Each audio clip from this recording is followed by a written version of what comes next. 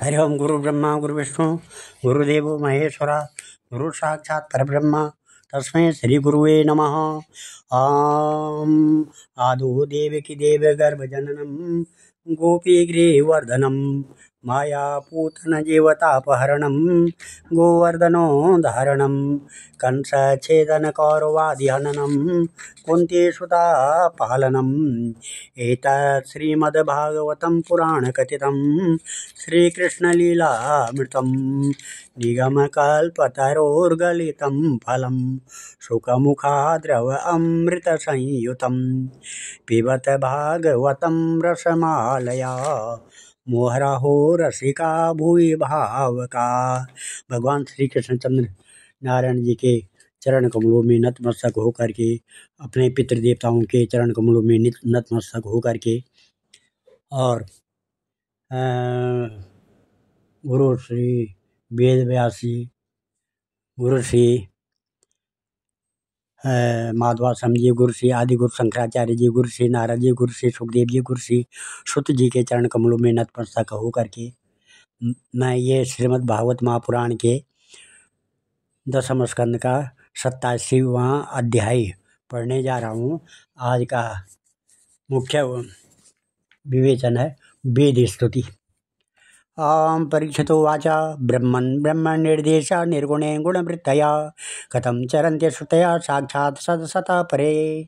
श्री राजा परीक्षित ने पूछा, भगवान ब्रह्मा कार्य और कारण से सर्वथा परे हैं। सत्व रज और तम ये तीनों गुण उसमें हैं ही नहीं। मन और वाणी से संकेत रूप में भी उसका निर्देश नहीं किया जा सकता है। दूसरी ओर समस्त श्रुतियों का विषय गुण ही है। वे जिस विषय का वर्णन करती हैं उसके गुण जाति क्रिया अथवा रूढ़ि का ही निर्देश करती है। ऐसी स्थिति में श्रुतियाँ निर्गुण ब्रह्म का प्रतिपादन किस प्रकार करती हैं, क्योंकि निर्गुणी वस्तु का स्वरूप तो उनकी पहुँच के परे है। श्री सुखदेव जी कहते हैं, सुखवाच बुद्धीन्द्रियमन प्राणन जनानाम उत्सृजत् प्रभु मंत्रार्थम च भवार्थम च आत्मने कल्पनाय च शेषायुपनिषद उपनिषद ब्राह्मी पूर्वेशा पूर्वजय धृता श्रद्धया धारयत्यस्तं क्षेमं गच्छेद किंचन अत्रते वर्णयिष्यामि गाथां नारायणानुतं नारदस्य च संवादं स नारायणस्य च एकदा नारदो लोकान् पठन् भगवत्प्रिया सनातनं ऋषि दर्शनं ययो नारायणाश्रमं यो वे भारतवर्षेऽस्मिन् क्षेमाय स्वस्ति नृणां धर्मज्ञानं ज्ञानसमुत्पेतम् आकर्पलदाशिस्तथा तपा तत्रोपविष्टमृषया कालपग्रामवासिभिः परितं प्रणतो पृच्छत् दिदमेव कुरुद्वः तस्मै हे यवोचत् भगवान् ऋषीणां शृणुतामिदं यो ब्रह्म पूर्वेखं जनलोकानिवासिनीं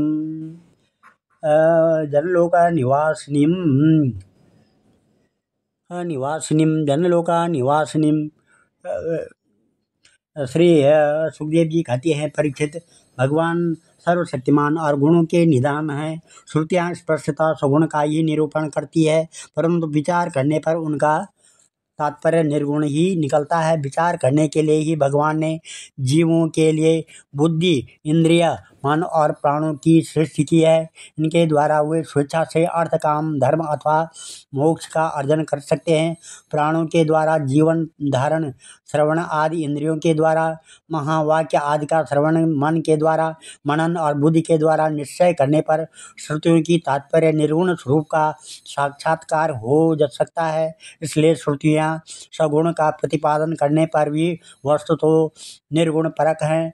ब्रह्मा का प्रतिपादन करने वाली उपनिषद का यही स्वरूप है। इसे पूर्वजों के भी पूर्वज सनकादि ऋषियों ने आत्मनिश्चय के द्वारा धारण किया है।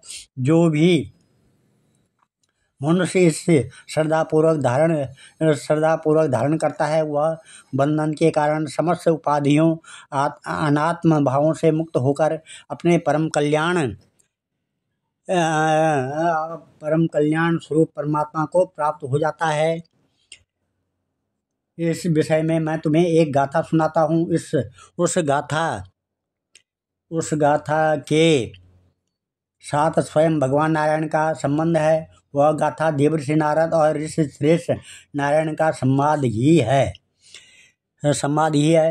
एक समय की बात है, भगवान के प्यारे भक्त देवर्षि नारद जी विभिन्न लोकों में विचरण करते हुए सनातन ऋषि भगवान नारायण का दर्शन करने के लिए बद्रिकाश्रम गए। भगवान नारायण मनुष्यों के अभ्युदय, लौकिक कल्याण और परम निश्रेयस भगवत स्वरूप अथवा मोक्ष की प्राप्ति के लिए इस भारतवर्ष में कल्प के प्रारंभ से ही धर्म, ज्ञान और संयम के साथ महान तपस्या कर रहे हैं। परीक्षित, एक दिन वे कलाप ग्रामवासी सिद्ध ऋषियों के बीच में बैठे हुए थे। उस समय नारद जी ने उन्हें प्रणाम करके बड़ी नम्रता से यही प्रश्न पूछा जो तुम मुझसे पूछ रहे हो। भगवान नारायण ने ऋषियों की उस भरी सभा में नारद जी को उनके प्रश्न का उत्तर दिया और वह कथा सुनाई जो पूर्वकालीन जनलोक निवासियों में परस्पर वेदों के तात्पर्य और ब्रह्मा के स्वरूप के संबंध में विचार करते समय कही गई थी। भगवान नारायण ने कहा,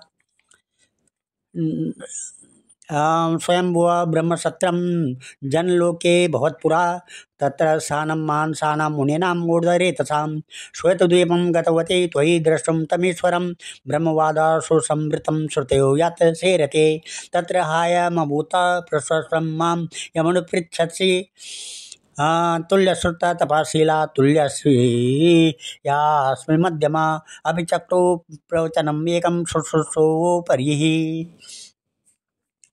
श्री भगवान ने कहा कि नारद जी, प्राचीन काल की बात है, एक बार जनलोक में वहाँ रहने वाले ब्रह्मा के मानस पुत्र नैष्ठिक ब्रह्मचारी सनक, सनंदन, सनातन और सनत कुमार आदि परमर्षियों का ब्रह्म सत्र विषयक विचार या प्रवचन हुआ। उस समय तुम मेरी श्वेत द्वीपाधिपति अनिरुद्ध मूर्ति का दर्शन करने के लिए श्वेत द्वीप चले गए थे। उस समय वहाँ उस ब्रह्मा के संबंध में बड़ी ही सुंदर चर्चा हुई थी, जिसके विषय में श्रुतियाँ भी मौन धारण कर लेती है। स्पष्ट वर्णन न करके तात्पर्य रूप से लक्षित करती हुई उसी में सो जाती हैं। उस ब्रह्म सत्र में यही प्रश्न उपस्थित किया गया था कि जो तुम मुझसे पूछ रहे हो। सनक, सनंदन, सनातन और सनत कुमार ये चारों भाई शास्त्रीय ज्ञान, तपस्या और शील स्वभाव में समान हैं। उन लोगों की दृष्टि में शत्रु, मित्र और उदासीन एक से हैं।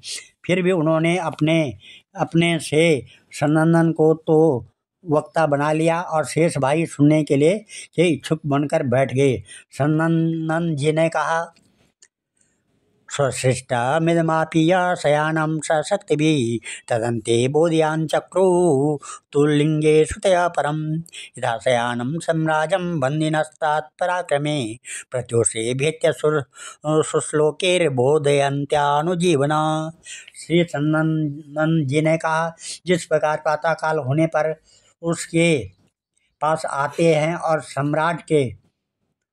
सोते हुए सम्राट को जगाने के लिए अनुजीवी बंदीजन उसके पास आते हैं और सम्राट के पराक्रम तथा सुयश का गान करके उसे जगाते हैं, वैसे ही जब परमात्मा अपने बनाए हुए संपूर्ण जगत को अपने में लीन करके अपनी शक्तियों के सहित सोए रहते हैं, तब प्रलय के अंत में श्रुतियाँ उनका प्रतिपादन करने वाले वचनों से उन्हें इस प्रकार जगाती हैं। श्रुतियाँ कहती है, श्रुता जय जय जय्यान जामाजिता दोषनिभीत गुणम त्वमसि यदात्मानं सावारुद्य समस्त भगा। अग जगदोक साम अखिल शक्य बोधकते क्वचिद जयात्मानं च चरतो अनुचरते निगमः ब्रियत उपलभ्यते मे तब दवयन्ते शेषतया यत उदयास्तमयो विकृते मृधि याव विकृतात् अत ऋषियो ददुत्वस्ति मनोवचनाचरितं कथमयथा भवन्ति भुवि दत्तपदानि नृणां विदतवसुरया स्त्रीधिपते अखिलोक कमला क्षपण कथा अमृताब्धिमवगाय तपांसि जौ किमुत पुनः स्वधाम विदुताशय कालगुणा परम भजन्ति ये पदम जस्त्र सुखानुभवम्।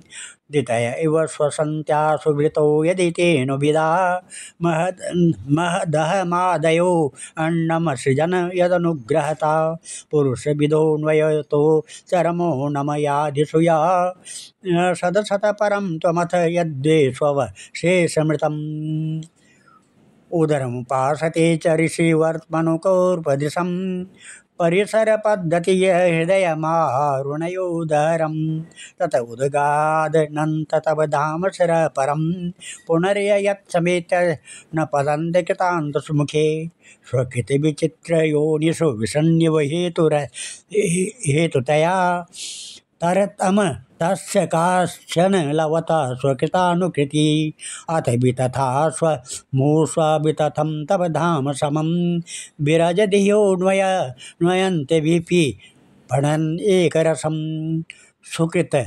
पुरेष्वमीष्व भैरन्तसंवरणं तव पुरुखं वदन्त्यखिलशक्तिरितो सकृतम् इति विविच्य कवयो निगमावपनं भवतोपसते घृम भव भुवि विश्वासिता दुर्वगमात्मतत्त्वनिगमाय तवात्तनो चरितमहामृताब्धिपरिवर्त परिश्रमणं न परिलसन्ति केचिद् पवर्गमपीश्वरते चरणसरोज हंसकुलसंगविशिष्टगृह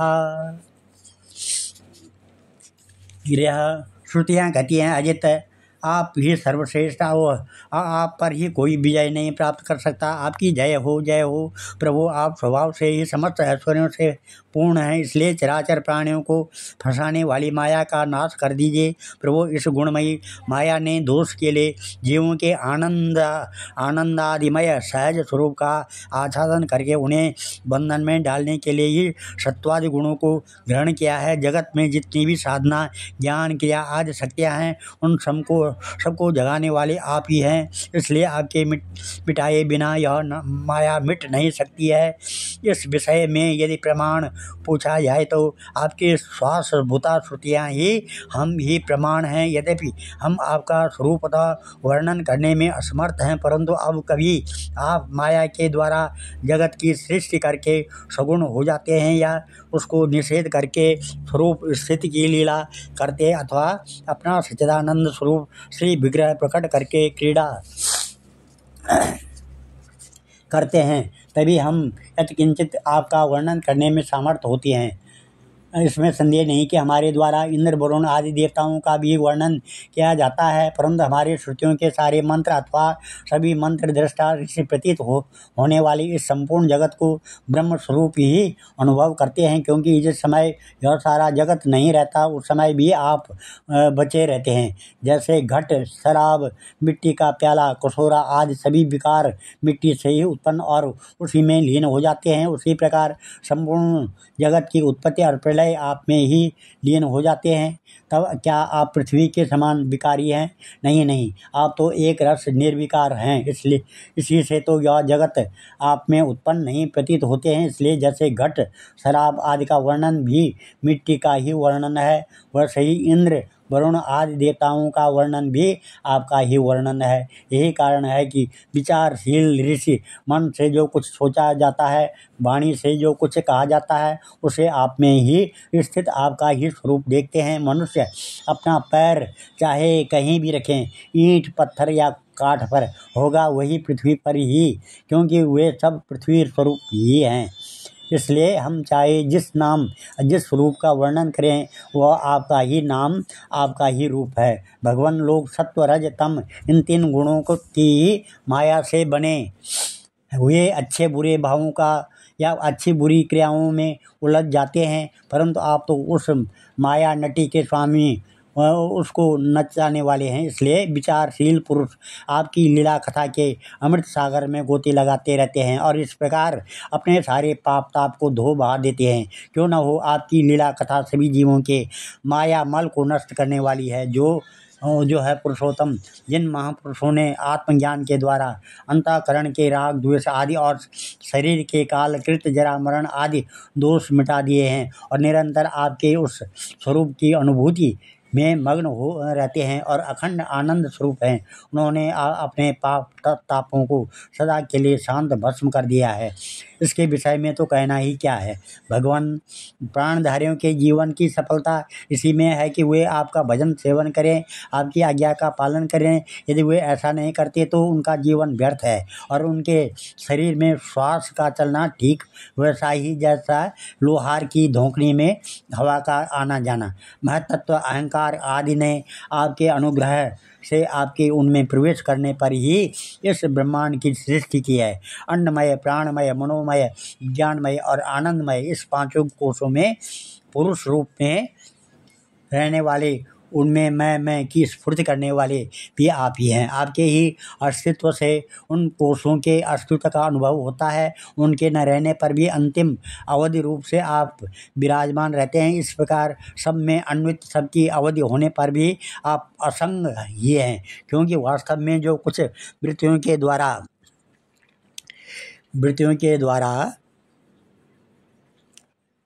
द्वारा अस्थि अथवा नास्ति के रूप में अनुभव होता है, उन समस्त कार्य कारणों में से आप परे हैं। नेति के द्वारा इन सब का निषेध हो जाने पर भी आप ही शेष रहते हैं, क्योंकि आप उस निषेधक के भी साक्षी हैं। वास्तव में आप ही एकमात्र सत्य हैं। इसलिए आपके भजन के लिए बिना जीवन व्यर्थ ही है, क्योंकि वह इस महान सत्य से वंचित है। उदरमुपासते य ऋषि वर्तमन कूर्पदृशा परिसर पद्धति हृदय मारुणयादहरम तद उदगानंतम तव धाम शर परम पुनरेयत् समेत न पतन्ति कृतांत मुखे स्वकृत विचित्र योनिषु विसन्निवहेतुतया तरतमश्च कालश्चानलवत स्वकृतानुकृति अथ वितथा मूर्ष्वविततं तव धाम समं विरजधियो न्वयन्तभिपण्वम् एकरसं स्वकृतपुरेष्वमीश्व बहिरन्तसमरणं तव पुरुखं वदन्त्यखिलशक्तिदितो सकृतम् इदं निगतिं विविच्य कवयो निगमावपनं भवता उपासते घृमभवं भुवि विश्वासिता दुर्भगमात्मतत्त्वनिगमाय तव ततानो सरितमहामृताब्धिपरिवर्तपरिश्रमाण न परिलसन्ति केचिदपरुगमपि स्वरं ते चरणा सरोजहंसकुलसंगविशिष्टग्रह। ऋषियों ने आपकी प्राप्ति के लिए अनेकों मार्ग माने हैं। उनमें स्थूल दृष्टि वाले हैं, वह मणिपूरक चक्र में अग्नि स्वरूप से आपकी उपासना करते हैं। और उन वंश के ऋषि समस्त नाड़ियों के निकलने के स्थान में हृदय में आपके परम सूक्ष्म स्वरूप दहर ब्रह्म की उपासना करते हैं। प्रभु, हृदय से ही आपका प्राप्त करने का श्रेष्ठ मार्ग सुषुम्ना नाड़ी ब्रह्मरंध्र तक गई हुई है। जो पुरुष उस ज्योतिर्मय मार्ग को प्राप्त कर लेता है और उससे ऊपर की ओर बढ़ता है, वह फिर जन्म मृत्यु के चक्कर में नहीं पड़ता है। भगवान, आपने ही देवता, मनुष्य और पशु पक्षी आदि योनियां बनाई हैं। सदा सर्वत्र सब रूप में आप ही हैं। इसलिए कारण रूप से प्रवेश न करने पर भी आप ऐसे जान पड़ते हैं मानो उसमें प्रविष्ट हुए हों। साथ ही विभिन्न आकृतियों का अनुकरण करके कहीं उत्तम तो कहीं अधम रूप से प्रतीत होते हैं। जैसे आग छोटी बड़ी लकड़ियों और कर्मों के अनुसार प्रचुर अथवा अल्प परिमाण में या उत्तम अधम रूप में प्रतीत होती है। इसलिए संत पुरुष लौकिक पारलौकिक कर्मों की दुकानदारी से, उनके फलों से विरक्त हो जाते हैं और अपने निर्बल बुद्धि से सत्य असत्य, आत्मा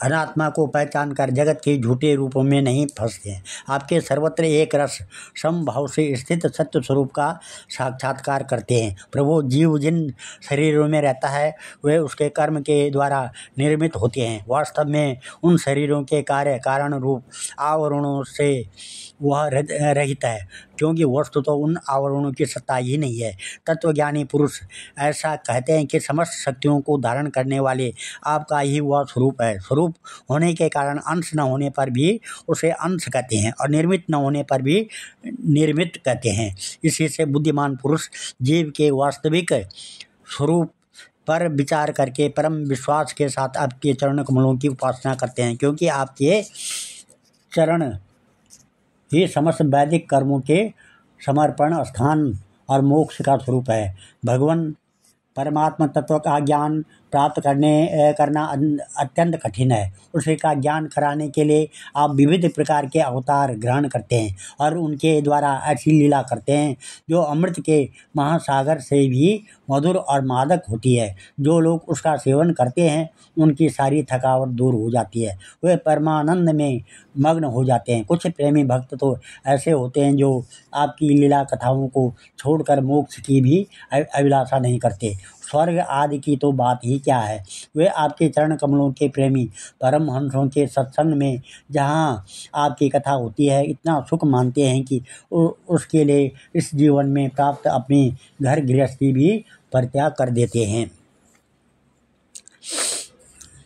हम नमः त्वदनुपथं कुलयामिदमात्मसुहृत्प्रियं चरति ततो मुखे त्वयि हिते प्रिय आत्मनि च नभत रमन्त्याहो असदुपासनया आत्महनो यदुनया भवन्ते हृदये कुशरीरवृता निवृत्तमरुन्मनोक्ष दृढयोगयुधेहृदि मुनया उपासते दरयोऽपि ययुस्मरणात् स्तर्या ओ उर्गेन्द्रभोगभुजदण्डविषक्तधियो वयमपि ते समदृशोन्ध्रि सरोजसुधा क्व न वेद बता बरजन्मलयोग्रसरं यत उदगादृशे मनो देवगणा उभये तर्हि न शयन्न चादुभयं न च कालजव किमपि न तत्र शास्त्रमवकृष्य सहित यदा जनिमशता शतो मृत्युमुतात्मनि ये च विदं विपणमृतं स्मरन्त्युपदिशन्ति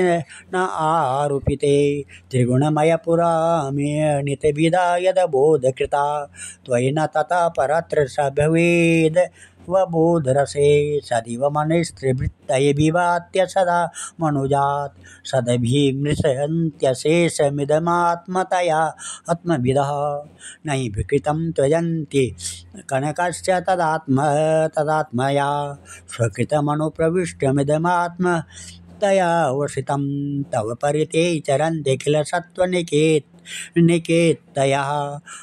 तव उत्पदाक्रमन्त विगणय्य शिरो न निरते परिवयसे पशुनिव गिरा विबुधानपि तां त्वयि कृतसौहृद खलु पुनन्ते नये विमुखा त्वं करणं स्वराडखिलकारकशक्तिधरा स्तव बलिमुद्वहन्ति समदन्त्य जया निमिषा वर्षभुजोऽखिलच्छित्तिपतेरिव विश्वस्यो विदधति यत्र ते सुत्वधिकृता भवतश्चकिता स्थिरचरजातयस्यो रजयोऽथ निमिता युजो विहर उदीक्षय यदि परस्य विमुक्त तथा नहि परमस्य क्वचित् परो न परस्य भवेत् विहत एवा पदस्य तव शून्यतुलां ददता अपरिमितं ध्रुवास्तनुभृतौ यदि सर्वगता तर्हि न शास्यतेति नियमो ध्रुवनेतरथा अजनिन च यन्मयं तदभिमुच्य नियन्त भवेत्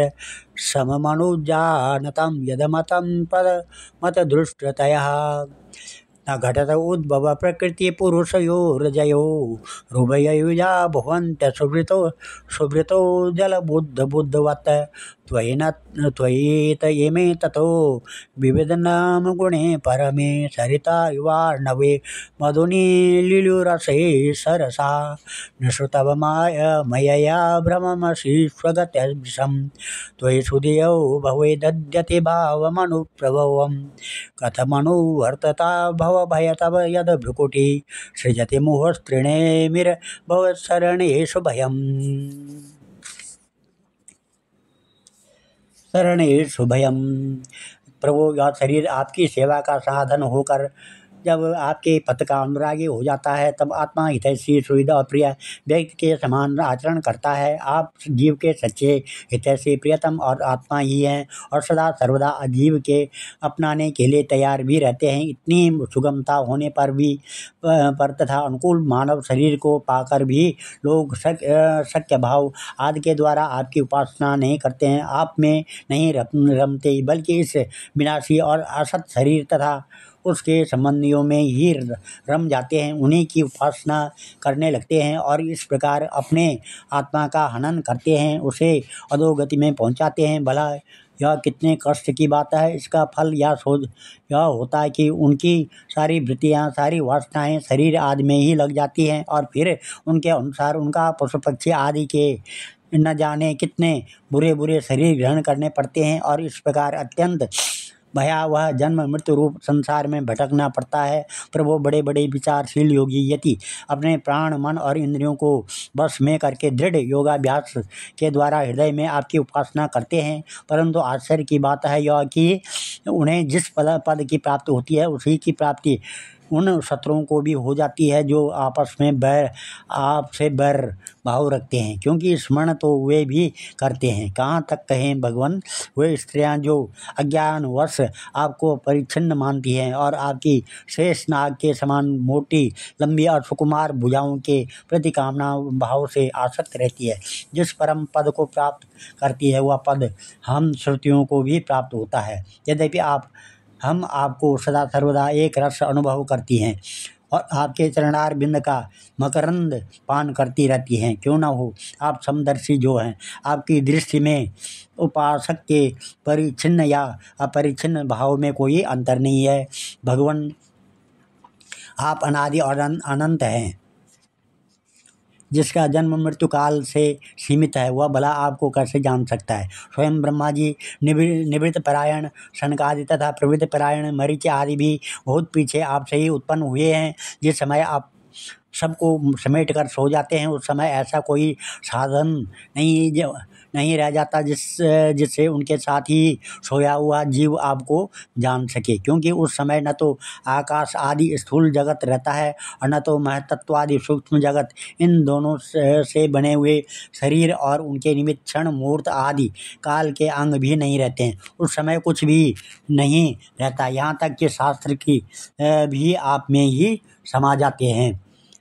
ऐसी अवस्था में आपको जानने की चेष्टा न करके आपका भजन करना ही सर्वोत्तम मार्ग है। प्रभु, कुछ लोग मानते हैं कि असत जगत की उत्पत्ति होती है और कुछ लोग कहते हैं कि सत्य रूप दुखों का नाश होने पर मुक्ति मिलती है। दूसरे लोग आत्मा को अनेक मानते हैं, तो कई लोग कर्म के द्वारा प्राप्त होने वाले लोक और परलोक का रूप व्यवहार को सत्य मानते हैं। इसमें संदेह नहीं कि ये सभी बातें भ्रम मूलक और वे आरोप करके ही ऐसा उपदेश करते हैं। पुरुष त्रिगुणमय है, इस प्रकार का भेदभाव केवल अज्ञान से ही होता है और आप अज्ञान से सर्वथा परे हैं, इसलिए अज्ञान स्वरूप आप में किसी प्रकार का भेदभाव नहीं है। और त्रिगुणात्मक जगत मन की कल्पना मात्र है। केवल यही नहीं, परमात्मा और जगत से अलग अलग प्रतीत होने वाला पुरुष भी कल्पना मात्र ही है। इस प्रकार वास्तव में असत होने पर भी अपने सत्य अधिष्ठान आपकी सत्ता के कारण यह सत्य भाषा प्रतीत हो रहा है। इसलिए भोक्ता भोग्य और दोनों के संबंध को सिद्ध करने वाली इंद्रियां आदि जितना भी जगत है उस सबको आत्मज्ञानी पुरुष आत्मस्वरूप सत्य ही मानते हैं। सोने से बने हुए कड़े कुंडल आदि स्वर्ण रूप ही तो हैं, इसलिए उनको इस रूप में जानने वाला पुरुष उन्हें छोड़ता नहीं। वह समझता है कि यह भी सोना है। इस प्रकार यह जगत आत्मा में ही कल्पित आत्मा से ही व्याप्त है, इसलिए आत्मज्ञानी पुरुष इसे आत्म रूप ही मानते हैं। भगवान, जो लोग यह समझते हैं कि आप समस्त प्राणियों और पदार्थों के अधिष्ठान हैं, सबके आधार हैं और सर्वात्म भाव से आपका भजन सेवन करते हैं, वे मृत्यु को तुच्छ समझकर उसके सिर पर लात मारते हैं अर्थात उस पर विजय प्राप्त कर लेते हैं। जो लोग आपसे विमुख हैं वे चाहे जितने बड़े विद्वान हों, उन्हें आप कर्मों का प्रतिपादन करने वाली श्रुतियों से पशुओं के समान बांध लेते हैं।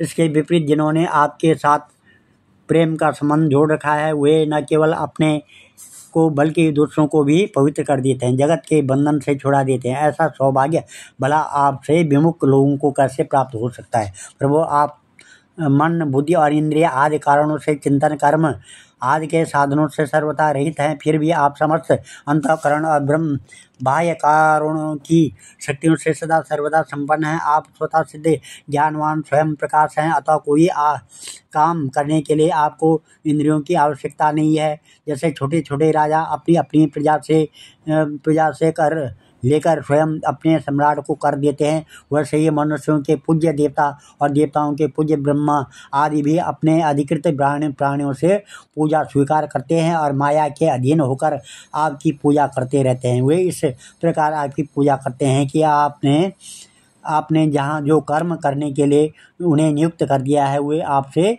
भयभीत रहकर वहीं वह काम करते रहते हैं। नित्य मुक्त आप मायातीत हैं, फिर भी जब आपने क्षण मात्र से संकल्प मात्र से माया के साथ क्रीड़ा करते हैं, तब आपका संकेत पाते ही जीवों के सूक्ष्म शरीर और उनके सुप्त कर्म संस्कार जग जाते हैं और चराचर प्राणियों की उत्पत्ति होती है। प्रभु, आप परम दयालु हैं। आकाश के समान सब में सम होने के कारण न तो कोई आपका अपना और न तो पराया।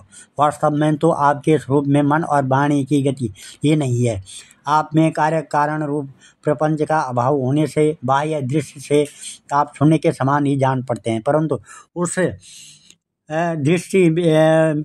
दृष्टि से भी अधिष्ठान होने के कारण आप परम सत्य हैं। भगवान, आप नित्य एक रस हैं। यदि जीव असंख्य हों और सबके सब नित्य और सर्वव्यापक हों तो वे आपके समान ही हो जाएंगे। उस हालत में वे शासित और आप शासक, यह बात बन ही नहीं सकती और तब आप उनका नियंत्रण कर ही नहीं सकते हैं। उनका नियंत्रण आप तभी कर सकते हैं जब वे आपसे उत्पन्न एवं आपकी अपेक्षा न्यून हो। इसमें संदेह नहीं कि ये सब के सब जीव तथा इनकी एकता एवं विभिन्नता आपसे ही उत्पन्न होती है, इसलिए आप उनमें कारण रूप से रहते हुए भी उनके नियामक हैं। वास्तव में आप उनमें सम रूप से स्थित हैं, परंतु यह जाना नहीं जा सकता कि आपका वह स्वरूप कैसा है, क्योंकि जो लोग ऐसा समझते हैं कि हमने जान लिया, उन्होंने वास्तव में आपको नहीं जाना। उन्होंने तो केवल अपनी बुद्धि के विषयक को जाना है, जिससे आप परे हैं। और साथ ही मति के द्वारा जितनी वस्तुएं जानी जाती है, वे मतियों की भिन्नता के कारण भिन्न भिन्न होती है, इसलिए उनकी दुष्टता एक मत के साथ दूसरे मत का विरोध प्रत्यक्ष ही है। अतएव आपका स्वरूप समस्त मतों के परे है। स्वामिन, जीव आपसे उत्पन्न होता है, वह कहने का ऐसा अर्थ नहीं कि आप परिणाम के द्वारा जीव बनते हैं। सिद्धांत तो यह है कि प्रकृति और पुरुष के दोनों ये अजन्मा है, अर्थात उनका वास्तविक स्वरूप जो आप हैं कभी वृत्तियों के अंदर उतरता नहीं, जन्म नहीं लेता। तब प्राणियों का जन्म कैसे होता है? अज्ञान के कारण प्रकृति को पुरुष और पुरुष को प्रकृति समझ लेने से, एक का दूसरे के साथ संयोग हो जाने से, जैसे बुलबुला नाम की कोई स्वतंत्र वस्तु नहीं है, परंतु उपदान कारण जल और निमित्त कारण वायु के संयोग से उनकी सृष्टि हो जाती है। प्रकृति में पुरुष और पुरुष में प्रकृति का अभ्यास, एक में दूसरे की कल्पना हो जाने के कारण ही जीवों के विविध नाम और गुण रख लिए जाते हैं। अंत में जैसे समुद्र में नदियाँ और मधु में समस्त पुष्पों के रस समा जाते हैं, वैसे ही वे सब के सब उपाधि रहित आपस आप में समा जाते हैं। इसलिए जीवों की भिन्नता और उनका अलग अस्तित्व आपके द्वारा नियंत्रित है। उनकी अलग अलग स्वतंत्रता, सर्वव्यापकता आदि वास्तविक सत्य को न जानने के कारण ये मानी जाती है। भगवान, सभी जीव आपकी माया से भ्रम में भटक रहे हैं, अपने आप से अलग अलग मानकर जन्म मृत्यु का चक्कर काट रहे हैं, परंतु बुद्धिमान पुरुष इस भ्रम को समझ लेते हैं और संपूर्ण भक्ति भाव से आपकी शरण ग्रहण करते हैं, क्योंकि आप जन्म मृत्यु के चक्कर से छुड़ाने वाले हैं। यद्यपि शीत, ग्रीष्म और वर्षा, इन 3 भागों वाला काल चक्र आपका भ्रू विलास मात्र है। वह सभी को भयभीत करता है, परंतु वह उन्हीं को बार बार भयभीत करता है जो आपकी शरण नहीं लेते हैं। जो आपके शरणागत भक्त हैं, उन्हें भला जन्म मृत्यु का रूप संसार का भय कैसे हो सकता है? कैसे हो सकता है? बीजित बीजित ऋषि कवया बिरदान्त मनस्तुरगम यतन्ति यन्तु मतिलोलुप पायखिला व्यसन शतान्विता समवहाय गुरोश्चरणं वणिज इवाज सन्त्यकृतकर्णधरा जलधो स्वजन सुतात्मदार धन धरा सुरथि त्वयि सती किमुनिणां शयत आत्मनि सर्वरसे इद सद जानतां मिथुनतो रतये चरतां सुगयति को न्यस्वभ्यते स्वनिरस्तभगे भुवि पूर्वपूर्णतीर्थ सदन्या ऋषयो विमदा स उत भवत्पदाम्बुजहृदो भोगविदङ्घ्रजला ददति सुकृज्जन्म त्वयि न आत्मनित्यसुखे न पूर्णरूपा सते पुरुषसार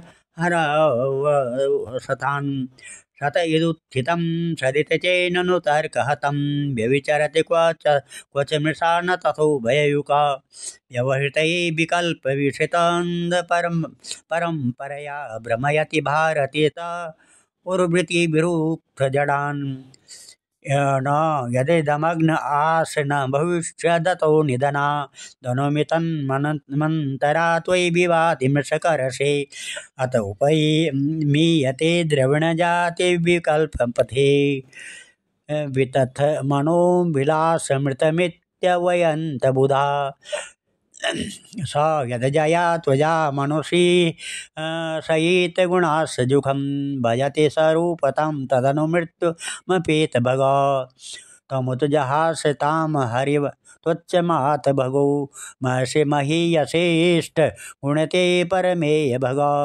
यदि न समुद्धरन्ति यतय हृदि कामजटा दुरधिगमो शतं हृदि गतो स्मृतकण्ठमणि असुत्रिपयोगिनीनाम उभयोतप्यसुखं भगवा ननपगातान्त कदा न दिधिरूढपदात् भवता त्वदमवमी न भेति भवदुत्थ शुभयो गुणविगुणान्वयं तर्हि देहवृतां च गिरः अनुयुगमनहं सगुणगीतपरम्परया श्रवणभृतो यदस्त्वमपवर्गगति मनुजे धुपतय एव तेन ययुरन्तमनन्तमया त्वमपि यदन्तराण्यनिचयाननु सावर्णः का इव राजासि वान्दिवयवासयच्छ्रुतयः त्वयि हि फलन्त्यनिरसेन भवन्निधनाम्। अजन्मा प्रभु जिन योगियों ने अपनी इंद्रियों और प्राणों को बस में कर लिया है, वे भी जब गुरुदेव के चरणों की शरण में न लेकर उच्छृंखल एवं अत्यंत चंचल मन तुरंग को अपने बस में करने का प्रयत्न करते हैं, तब अपने साधनों में सफल नहीं होते। उन्हें बार बार खेद और सैकड़ों विपत्तियों का सामना करना पड़ता है। केवल श्रम और दुख ये उनके हाथ लगता है। उनकी ठीक वही दशा होती है जैसे समुद्र में बिना कर्णधार की नाव पर यात्रा करने वाले व्यापारियों की होती है। तात्पर्य यह है कि जो मन को बस में करना चाहते हैं, उनके लिए कर्णधार गुरु की अनिवार्य आवश्यकता है। भगवान, आप अखंड आनंद स्वरूप और शरणागतियों की आत्मा है। आपके रहते स्वजन, पुत्र और देह, स्त्री, धन, महल, पृथ्वी, प्राण और रथ आदि से क्या प्रयोजन है। जो लोग इस सत्य सिद्धांत को न जानकर स्त्री पुरुष के संबंध से होने वाले सुखों में ही रमे रहते हैं, उन्हें संसार में भला ऐसे कौन सी वस्तु है जो सुखी कर सके, क्योंकि संसार की सभी वस्तुएं स्वभाव से ही विनाशी हैं, एक न एक दिन मटियामेट हो जाने वाली हैं। और तो क्या वे स्वरूप से ही सारहीन सत्ताहीन हैं, वे भला क्या सुख दे सकती हैं। भगवान जो ऐश्वर्य, लक्ष्मी, विद्या, जाति, तपस्या आदि के घमंड से रहित हैं, वे सत्पुरुष इस पृथ्वी तल पर परम पवित्र और सबको पवित्र करने वाले पुण्यमय सच्चे तीर्थ स्थान हैं, क्योंकि उनके हृदय में आपके चरणारविंद सर्वदा विराजमान रहते हैं। और यही कारण है कि उन संत पुरुषों का चरणामृत समस्त पापों और तापों को सदा के लिए नष्ट कर देने वाला है। भगवान, आप नित्य आनंद स्वरूप आत्मा ही है। जो एक बार भी आपको अपना मन समर्पित कर देते हैं, आप में मन लगा देते हैं, वे उन देह गेहों में कभी नहीं फंसे जो जीव के विवेक, वैराग्य, धैर्य, क्षमा, शांति आदि गुणों का नाश करने वाले हैं, वे तो बस आप में ही रम जाते हैं। भगवान जैसे मिट्टी से बना हुआ घड़ा मिट्टी ही रूप ही होता है, वैसे ही सत्य से बना हुआ जगत भी सत्य ही है। यह बात युक्ति संगत नहीं है, क्योंकि कारण और कार्य का निर्देश ही उनके भेद का द्योतक है। यदि केवल भेद का निषेध करने के लिए ये ऐसा कहा जा रहा है, तो पिता और पुत्र में दंड और घटनाश में कार्य कारण भाव होने पर भी वे एक दूसरे से भिन्न हैं। इस प्रकार कार्य कारण की एकता सर्वत्र एक सी नहीं देखी जाती है। यदि कारण शब्द से निमित्त कारण न लेकर केवल उपादान कारण लिया जाए, जैसे कुंडल का सोना, तो भी कहीं कहीं कार्य की असत्यता प्रमाणित होती है। जैसे रस्सी में सांप, यहाँ उपादान कारण के सत्य होने पर भी उसका कार्य सर्प सर्वथा असत्य है। यदि यह कहा जाए कि प्रतीत होने वाला सर्प का उपादान कारण केवल रस्सी नहीं है, उसके साथ अविद्या का भ्रम का मेल भी है, तो यह समझना चाहिए कि अविद्या और सत्य वस्तु के संयोग से ही इस जगत की उत्पत्ति हुई है। इसलिए जैसे रस्सी में प्रतीत होने वाला सर्प मिथ्या है, वैसे ही सत्य वस्तु में अविद्या संयोग से प्रतीत होने वाला नाम रूपात्मक जगत भी मिथ्या है। यदि केवल व्यवहार की सिद्धि के लिए ये जगत की सत्ता अभिष्ट हो तो उसमें कोई आपत्ति नहीं है, क्योंकि वह परमार्थिक सत्य न होकर केवल व्यवहारिक सत्य है। यह ब्रह्म व्यवहारिक जगत में माने हुए काल की दृष्टि से अनादि है, और अज्ञानी जन बिना विचार किए पूर्व के भ्रम से प्रेरित होकर अंध परस्परा से इसे मानते चले आ रहे हैं। ऐसी स्थिति में कर्म फल को सत्य बताने वाली श्रुतियाँ केवल उन्हीं लोगों को भ्रम में डालती हैं जो कर्म में जड़ हो रहे हैं, और यह नहीं समझते कि इनका तात्पर्य कर्म फल की नित्यता बतलाने में नहीं, बल्कि उनकी प्रशंसा करके कर्मों में लगाने में है। भगवान, वास्तविक बात तो यह है कि यह जगत उत्पत्ति के पहले नहीं था और प्रलय के बाद नहीं रहेगा।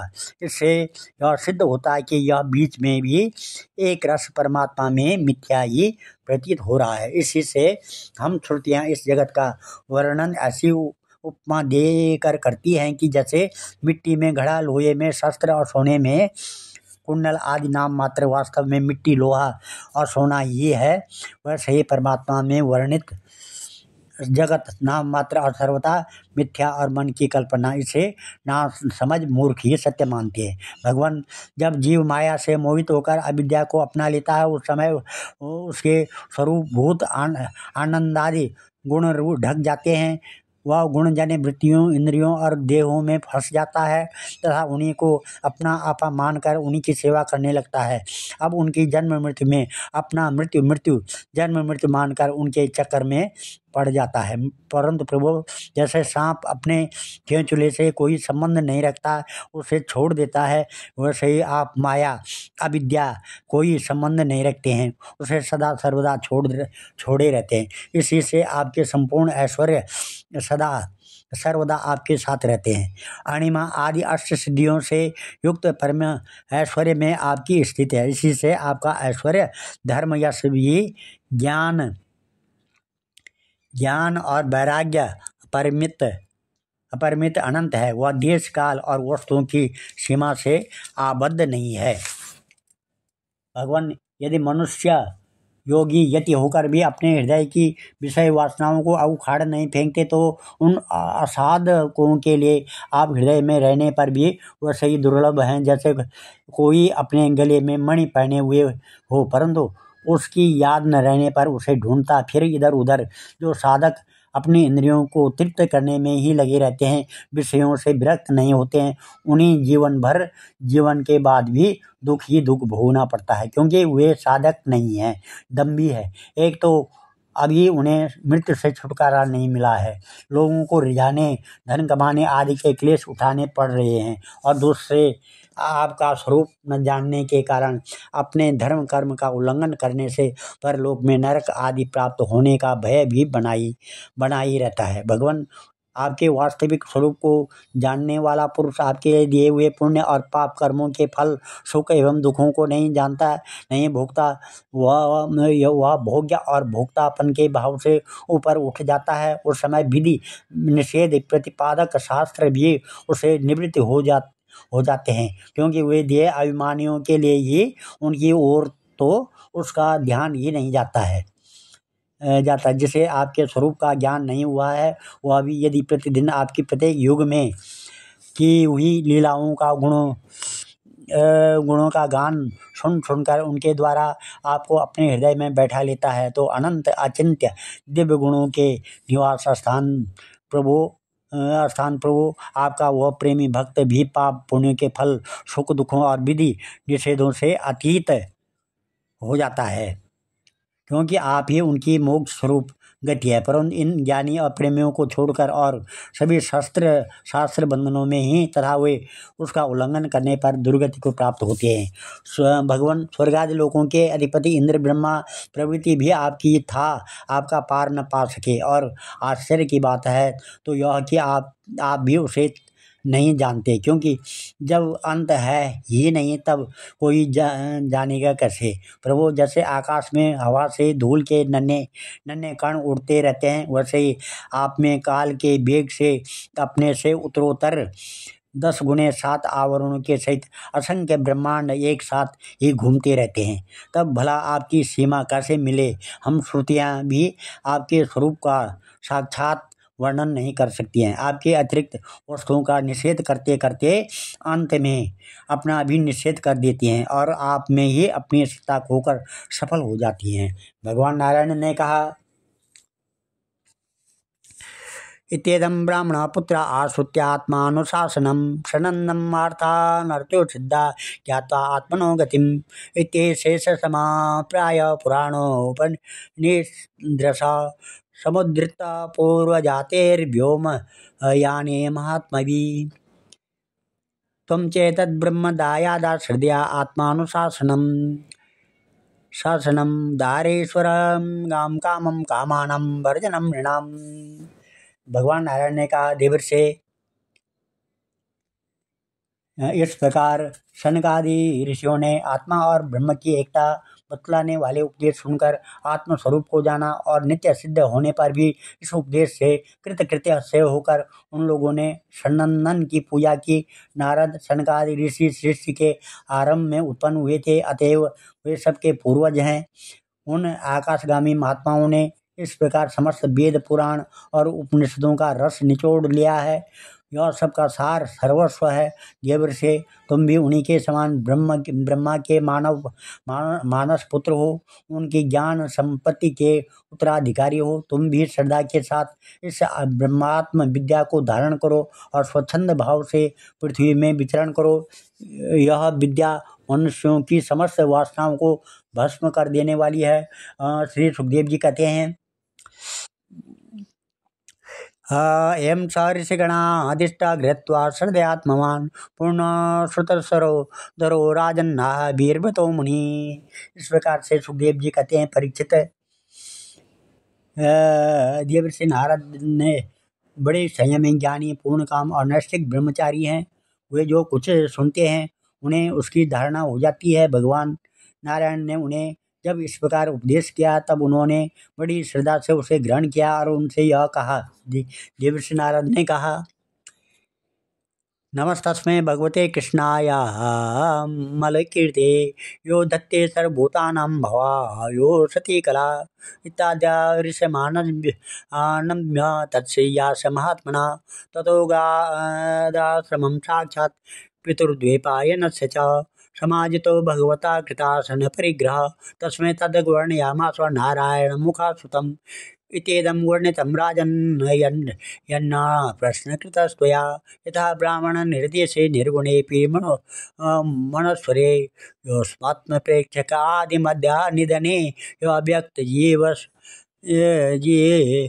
यो सत्य प्रेक्षतादिमद्या निधने यो व्यक्त जीवेश्वरो या सृष्टभेदमनुप्रविश्य ऋषिणां चक्रे पुरुष शास्त्रिताः यं सम्पद्य जहात्यजामनुसयि सुप्तकुलाय यथा तं कैवल्यनिरस्तयोनिमभयं ध्यायेदस्त्रं हरिम्। देवर्षि नारद ने कहा, भगवान आप सच्चिदानंद स्वरूप श्री कृष्ण है, आपकी कीर्ति परम पवित्र है। आप समस्त प्राणियों के परम कल्याण मोक्ष के लिए कमनीय कला अवतार धारण किया करते हैं। मैं आपको नमस्कार करता हूँ। परीक्षित, इस प्रकार महात्मा देवर्षि नारद आदि ऋषि भगवान नारायण की को उनके शिष्यों को नमस्कार करके स्वयं मेरे पिता श्री कृष्ण द्वैपायन के आश्रम पर गए। भगवान वेद व्यास ने उनका यथोचित सत्कार किया। वे आसन स्वीकार करके बैठ गए। इसके बाद देवर्षि नारद ने जो कुछ भगवान नारायण के मुँह से सुना था वह सब कुछ मेरे पिताजी को सुना दिया। राजन, इस प्रकार मैंने तुम्हें बतलाया कि मन वाणी से अगोचर और समस्त प्राकृतिक गुणों से रहित परब्रह्म परमात्मा का वर्णन श्रुतियाँ किस प्रकार करती हैं और उनमें मन का कैसे प्रवेश होता है, यही तो तुम्हारा प्रश्न है। परीक्षित, भगवान ही इस विश्व का संकल्प करते हैं तथा उनके आदि मध्य और अंत में स्थित रहते हैं। वे प्रकृति और जीव दोनों के स्वामी हैं। उन्होंने ही इसकी सृष्टि करके जीव के साथ उनमें प्रवेश किया है और शरीरों को निर्माण करके वही उनका नियंत्रण करते हैं। जैसे गाढ़ निद्रा सुषुप्ति में मग्न पुरुष अपने शरीर का अनुसंधान छोड़ देता है, वैसे ही भगवान को पाकर यह जीव माया से मुक्त हो जाता है। और भगवान ऐसे विशुद्ध केवल चिन्ह मात्र तत्व हैं कि उनमें जगत के कारण माया अथवा प्रकृति का रति भर भी अस्तित्व नहीं है। वे ही वास्तव में अभय स्थान है। उनका चिंतन निरंतर करते रहना चाहिए। आज मैं इस अध्याय को यहीं पर विराम देता हूँ। इस कथा को यहीं पर विराम देता हूँ। कल 28वां अध्याय होगा जिसमें शिवजी का संकट मोचन ये कथा चलेगी। ओम नमः ध्येयं सदा परिभवग्नमविष्टदोहं तीर्थात्पदं शिवभिरञ्चनुतं शरण्यं भृत्यातिहं प्रणतपालभवाब्धिपोतं वन्दे महापुरुषते चरणारविन्दं। सर्वे भवन्तु सुखिनः, सर्वे सन्तु निरामया, सर्वे भद्राणि पश्यन्तु, मा कश्चित् दुःखभाग् भवेत्। धन्यवाद।